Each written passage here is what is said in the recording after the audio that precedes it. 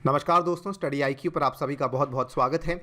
जैसा कि आप इस पर्टिकुलर न्यूज़ कटिंग में देख सकते हैं, Sharjeel Usmani booked in Pune for making allegedly provocative speech at Elgar Parishad 2021। ये वाली जो न्यूज़ है ये आज सुबह ही सामने आई है, जिसमें आप देख सकते हैं the Aligarh Muslim university student was charged following a complaint by a leader of the Bharatiya Janata parties youth wing the Yuva Morcha. Now इसके संदर्भ में हम दो चीज़ों को समझने वाले हैं। सबसे पहला पार्ट जो होगा उसमें हम समझेंगे कि ये एल्गार परिषद बेसिकली क्या चीज़ है, इसका इतिहास के साथ एक काफ़ी इम्पॉर्टेंट लिंकेज है, उसको भी समझेंगे कि उसका लिंकेज क्या है। एंड सेकेंडली बात करेंगे कि ये शर्जील उस्मानी कौन है, इसको पुणे की पुलिस ने अरेस्ट क्यों किया है। चलिए स्टार्ट करते हैं मेरे साथ। मेरा नाम है अनिरुद्ध। यदि आप लोग इस लेक्चर की पीडीएफ्स को डाउनलोड करना चाहते हैं तो मेरे टेलीग्राम चैनल से कर सकते हैं। इसके अलावा सोशल मीडिया पे भी आप मेरे साथ जुड़ सकते हैं, इंस्टाग्राम और ट्विटर के माध्यम से। स्टडी आईक्यू ऐप को डाउनलोड करना ना भूलें from the Google play store. और ऐप पे आपकी पॉलिटी की तैयारी को आसान करने के लिए हमने कोर्स लॉन्च किया है 1000 MCQs। यदि आप लोग इस साल यूपीएससी की परीक्षा में अपीयर कर रहे हैं, इस कोर्स को बाय करना ना भूलें। स्पेशली वो लोग जो कि पहली बार अपीयर कर रहे हैं, इस कोर्स को आप मात्र 999 में बाय कर सकते हैं। ऑल्सो शुरू करने से पहले बताना चाहूँगा, टॉपिक काफ़ी सेंसिटिव है, सो यहाँ पर कमेंट सेक्शन में थोड़ा सा ध्यान बरतें। एंड मैं यही उम्मीद करूँगा कि आप इस पूरे के पूरे टॉपिक को काफ़ी एकेडमिक एंगल से देखेंगे। एंड आई ऑल्सो होप कि इस पर्टिकुलर टॉपिक से किसी को किसी तरह का हर्ट महसूस ना हो। सो बिफोर वी स्टार्ट, सबसे पहले हमें समझना होगा जो historical battle of Bhima Koregaon है, ये बेसिकली क्या चीज़ है। देखिए, आपको मालूम होगा कि एंग्लो मराठा काफ़ी सारी वॉर्स हुई थी। First Anglo Maratha war, second Anglo Maratha war, third Anglo Maratha war, right. और थर्ड एंग्लो मराठा वॉर के बाद ऑलमोस्ट एक चीज़ तय हो चुकी थी कि जो ब्रिटिशर्स थे उन्होंने महाराष्ट्र के ऊपर एक तरीके से कैप्चर कर लिया था। उन्होंने एक तरीके से महाराष्ट्र को अपने रूल के अंडर वो ले आए थे। इसी थर्ड एंग्लो मराठा वॉर के बीच में एक बैटल हुई थी जिसका नाम है भीमा कोरेगांव। भीमा कोरेगांव आज की डेट में बात करें तो पुणे डिस्ट्रिक्ट में लोकेटेड एक छोटी सी जगह है जहां पर इस बैटल की लड़ाई हुई थी, जहां पर ये बैटल हुई थी। And the battle of Koregaon, इसके अलग अलग नाम है। कोरेगांव भीमा कहा जाता है, या फिर भीमा कोरेगांव कहा जाता है, या फिर अकेला कोरेगांव भी कहा जाता है, बिकॉज जो ये एरिया है यहाँ पर रिवर भीमा फ्लो करती है वेरी क्लोज टू इट। ये जो बैटल थी ये 1 जनवरी 1818 में लड़ी गई थी between the British East India Company and the Peshwa faction of the Maratha confederacy. तो जो मराठाओं का पूरा साम्राज्य था उसके बीच में जो पेशवास का गुट था और एक तरफ ब्रिटिश ईस्ट इंडिया कंपनी थी, इन दोनों के बीच में यहाँ पे लड़ाई हुई थी। यहाँ पे बताना चाहूँगा जो विजय हुई थी वो ब्रिटिश ईस्ट इंडिया कंपनी की हुई थी, राइट। और जिसके बाद ये पेशवा फैक्शन ऑलमोस्ट एक तरीके से ख़त्म हो चुकी थी। नाउ यहाँ पे ये पूरी की पूरी जो चीज़ है, ये हाउ दस this battle of Bhima Koregaon connect with the Elgar परिषद, उसको समझते हैं।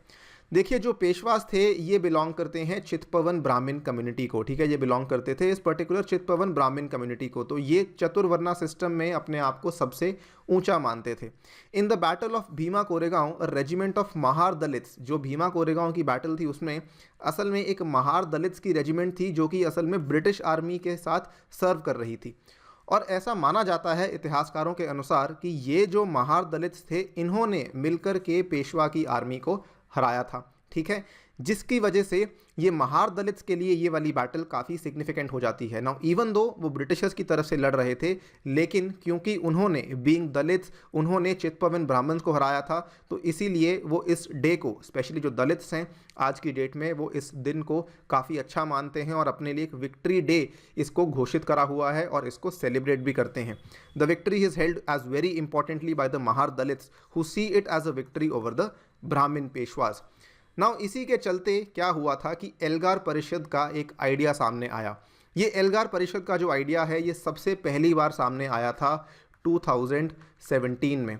आप देख सकते हैं ये वाला जो एल्गार परिषद है, ऑर्गेनाइजिंग दी परिषद यानी कि काउंसिल या फिर सभा कह लीजिए, ये जो सभा का ऑर्गेनाइजेशन है ये पुणे का जो बहुत ही फेमस, हिस्टोरिकली फेमस शनिवार वाड़ा फोर्ट है, वहाँ पे इसको ऑर्गेनाइज किया जाता है। और एक तरीके से माना जाता है कि ये एक सिंबल है ऑफ दलित असर्शन, कि दलित्स अपने आप को असर्ट कर रहे हैं कि समाज में हमारा भी एक स्टेटस है, हमारा भी एक जगह है जिसको कि वो असर्ट कर रहे हैं। इनफैक्ट 2017 में जो ये इवेंट हुआ था उस टाइम पे जो ये दलित थे, इन्होंने काफ़ी ज़्यादा संख्या में अपने और लोगों को इकट्ठा किया और इस इवेंट को करवाने से पहले 2 मार्चेस भी ऑर्गेनाइज करी गई थी, जो कि इन्होंने बहुत सारे महाराष्ट्र के ज़िलों में ऑर्गेनाइज करी, जिसको ख़त्म किया था इन्होंने पुणे में। और इसके चलते इन्होंने काफ़ी ज़्यादा, आप कह सकते हैं, फंड भी इकट्ठा कर लिया था, काफ़ी ज़्यादा लोग भी इनके साथ और जुड़ गए थे, जो कि करते कराते सब लोग पुणे पहुंच जाते हैं। ये मार्चेस का फ़ायदा क्या हुआ कि इनको जो सपोर्ट है वो काफ़ी ज़्यादा बढ़ गई थी और एल्गार परिषद को होल्ड करने के लिए इनके पास काफ़ी सारी डोनेशंस भी आ चुकी थी।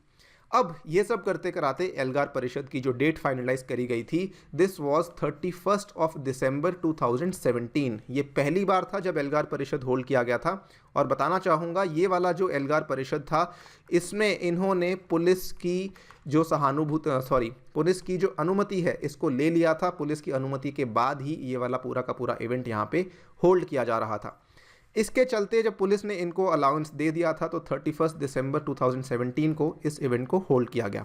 क्यों होल्ड किया गया आप देख सकते हैं, in order to commemorate the 200th anniversary of the battle of Koregaon Bhima. अब देखिए इसकी डेट क्या थी, इसकी डेट थी 1 जनवरी 1818। सो 31 दिसंबर 2017 एंड 1 जनवरी 2018, ये 2 दिन का फंक्शन था, 2 दिन का ये काउंसिल था जिसको यहाँ पे कंडक्ट किया गया, जिसमें कि इन्होंने 200वीं सालवीं जो सालगिरह है उसको सेलिब्रेट किया for the battle of Koregaon Bhima. I hope यहाँ तक कहानी आपको क्लियर है। नाउ इसको ऑर्गेनाइज किस किस ने किया था? ऐसा कहा जाता है मीडिया रिपोर्ट्स के अनुसार कि लगभग 260 से भी ज़्यादा नॉन प्रॉफिट ऑर्गेनाइजेशंस थी जिन्होंने मिलकर के इस पूरे के पूरे एल्गार काउंसिल को कंडक्ट किया इन द पुणेज शनिवार वाड़ा फोर्ट। एंड ऐसा भी माना जाता है कि लगभग 35,000 लोग थे जो कि इस पर्टिकुलर इवेंट को अटेंड करने पहुंचे थे। इनफैक्ट केवल इतना ही नहीं, कई सारे IAS officers, retired IAS officers, IPS officers, कई सारे जजेस, कई सारे नामी जो हैं ऑथर्स, वो भी यहाँ पे पहुँचे थे और इस पर्टिकुलर काउंसिल को उन्होंने अटेंड किया था। इस पूरे के पूरे 2 दिन के प्रोग्राम में कई सारे कल्चरल परफॉर्मेंसेज हुए, कई सारी स्पीचेस हुई, कई सारे स्लोगन्स भी उठाए गए थे। आगे बढ़ने से पहले आपको बताना चाहूँगा, एल्गार का मतलब जो है, आई एम एज्यूमिंग कि ये मराठी शब्द है, तो एल्गार का मतलब है लाउड इन्विटेशन या फिर लाउड डिक्लेरेशन, राइट।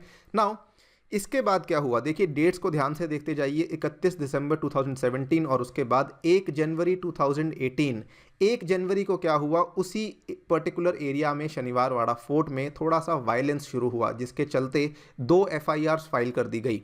दोनों चीज़ों को ध्यान रखिएगा, एक तो पुलिस की अनुमति से इवेंट हो रहा था, उसके बाद एफआईआर फाइल करी गई। जो पहली एफआईआर फाइल करी गई थी, it was against Shiv Jagar Pratishthan president Sambhaji Bhide and Hindu Janajagruti Samiti president Milind Ekbote. ये वाली जो एफआईआर है, इसको पुलिस ने इतना फॉलोअप नहीं किया है, ये ऑलमोस्ट आप ऐसा मान सकते हैं it is like a dead FIR right now. लेकिन जो सेकेंड एफआईआर पुलिस ने फाइल की थी, it was filed against the leftist groups with Maoist links. उन्होंने भी, जो ये कई सारे लोग थे जो कि लेफ्टिस्ट ग्रुप्स थे जिन्होंने एल्गार परिषद में उस टाइम पे स्पीच दी थी एज पर दी पुलिस, और इनके खिलाफ जो एफआईआर फाइल करी गई थी, इसको पुलिस ने काफ़ी प्रॉपर तरीके से आगे बढ़ाया।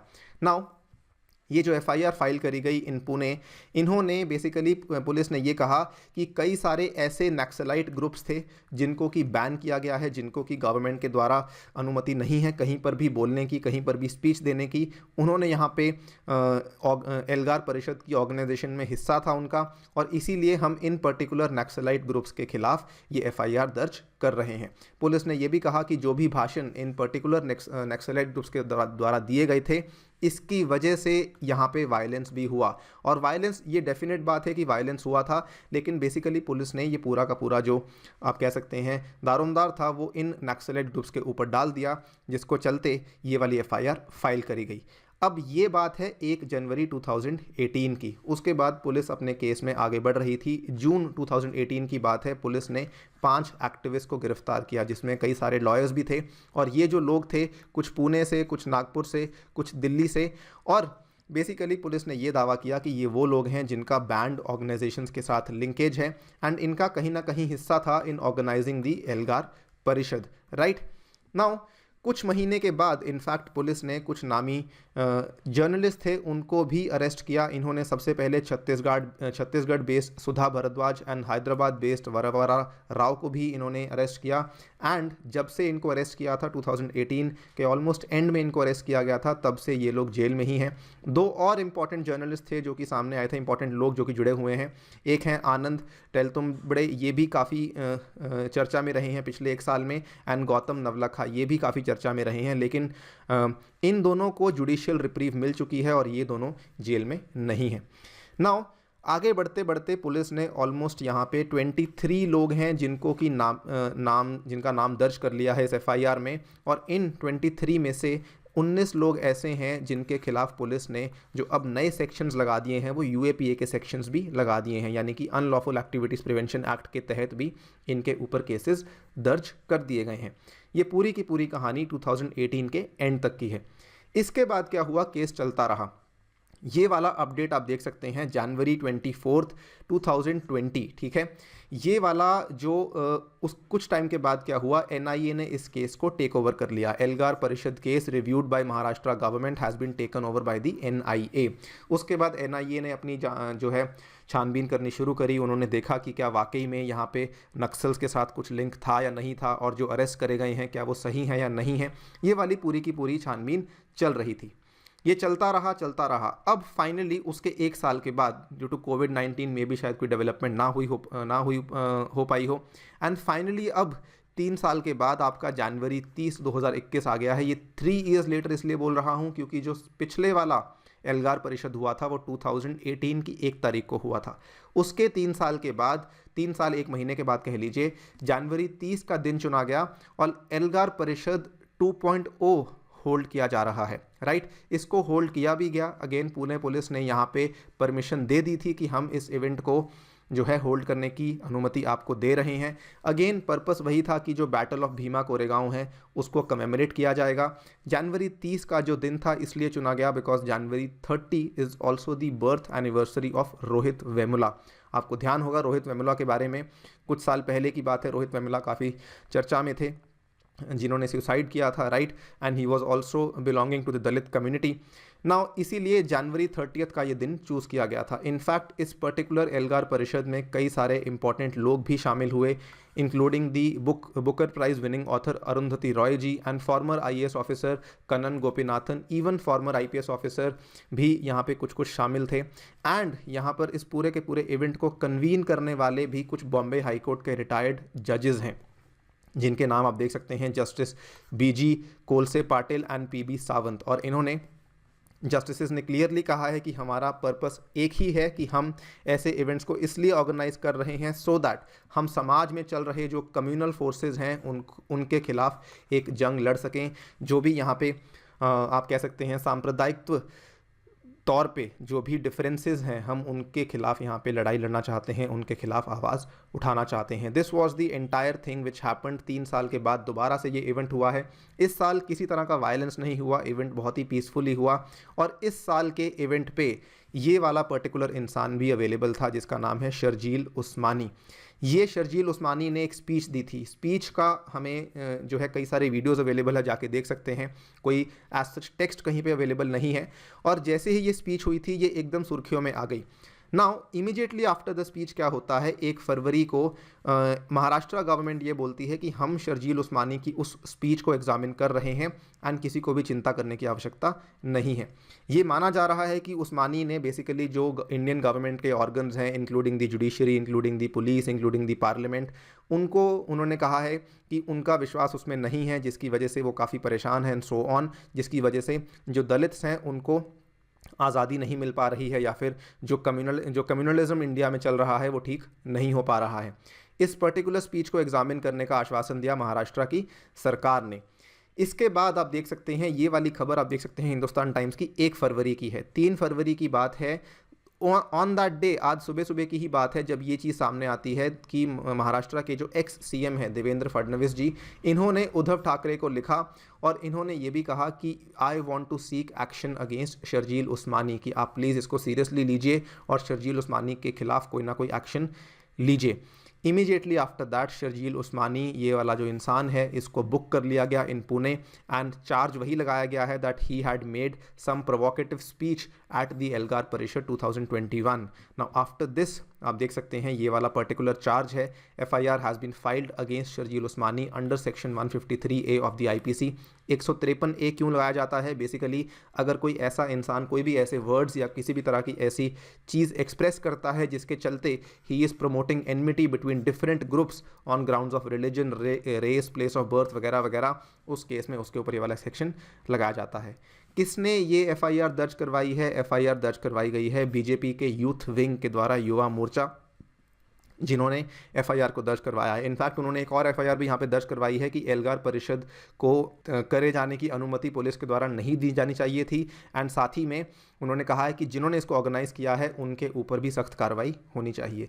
उसको लेके खैर पुलिस ने अभी तक कुछ नहीं किया है, but the latest development is only this कि ये वाला जो स्टूडेंट लीडर है इसको अरेस्ट कर लिया गया है। Also before I and this video बताना चाहूँगा, शर्जील उस्मानी पहले भी सुर्खियों में रह चुके हैं।